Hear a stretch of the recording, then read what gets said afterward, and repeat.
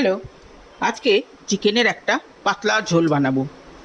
এই জন্যে বড় দুটো পিস নিয়ে নিয়েছি, একদম মানে এক তরকারি ভাত এই রকম। এইটাতে এবার দিয়ে দেবো 2 টেবিল স্পুন দই,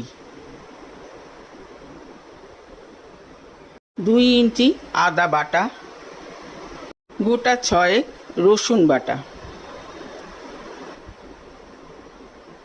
হাফ টিস্পুন সল্ট দিয়ে এটাকে খুব ভালো করে মাখাবো,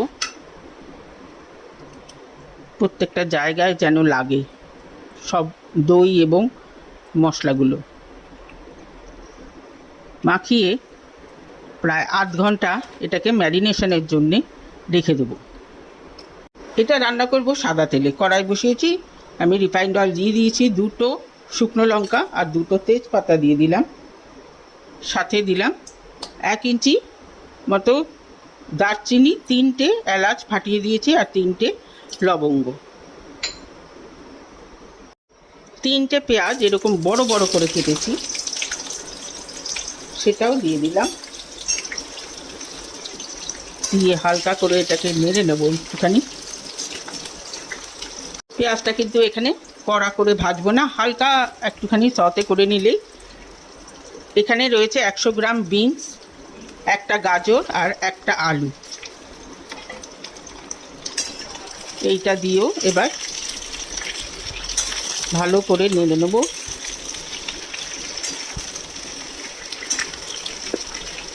ফ্লেমটাকে এবার কমিয়ে দিয়ে এটাকে ঢাকা দিয়ে দেব।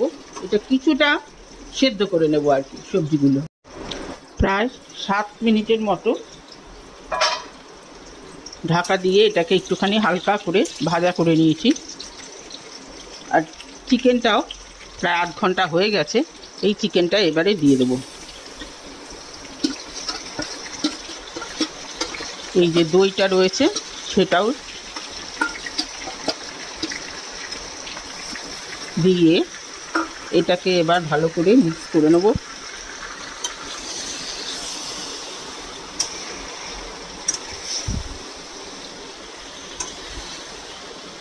ফ্লেমটা কিন্তু আমি বাড়াইনি, ফ্লেমটা সিমেই রয়েছে। এটাকে মিশিয়ে এটাকে আবার ঢাকা দিয়ে দেব। প্রায় মিনিট 10 ঢাকা দিয়ে রেখেছিলাম। এবারে এটাতে দিয়ে দেব গরম জল, কারণ এটা ঝোল হবে। আর এটাতে কিন্তু কোনো হলুদ পড়বে না।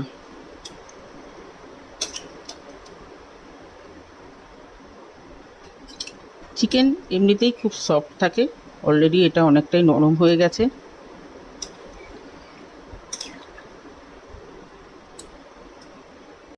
এটাতে এবার দিয়ে দেবো পরিমাণ মতো সল্ট, কারণ ম্যারিনেশনে কিন্তু সল্ট দিয়েছিলাম, সেইটা একটু মনে রাখতে হবে। আর বেশ কিছু কাঁচা লঙ্কা, শেষে কাঁচা লঙ্কাটা দিলে কাঁচা লঙ্কার একটা ফ্লেভারও থাকে, এটা কিন্তু খেতে ভালো লাগে। এই অবস্থায় আবার এটাকে ঢাকা দিয়ে দেব। মিনিট 5 প্রায় ঢাকা দিয়ে রেখেছিলাম।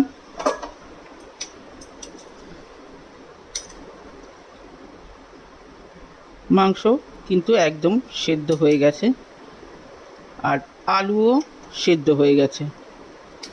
ব্যাস তৈরি হয়ে গেল একদম হালকা পাতলা চিকেনের ঝোল।